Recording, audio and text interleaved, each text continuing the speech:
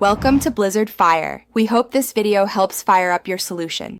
You start by gathering prerequisites so you don't waste runs. Make sure you have level 10 crafting and 3 of 5 lunar nodes unlocked because node access gates the drops.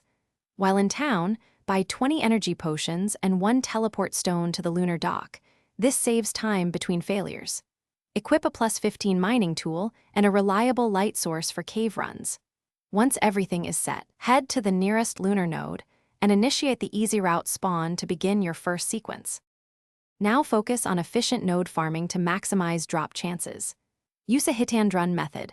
Mine 3 strikes per node, and then retreat about 10 meters to reset spawn timers, which keeps resource respawn optimal. Prioritize nodes showing a purple glow because they have roughly a 25% higher lunar thread drop rate. Also, trigger the daytime phase shift in the central altar to increase spawn density. This creates more nodes per run. Once you master rhythm, runs become fast and predictable. Finish by converting raw drops into usable items and preventing loss.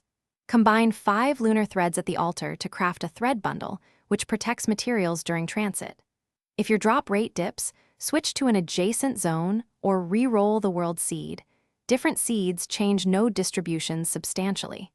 Make sure to deposit bundles into a shared stash before tough fights to avoid losing threads on death. If you still encounter issues, check tool durability and node glow status, then repeat the optimized run.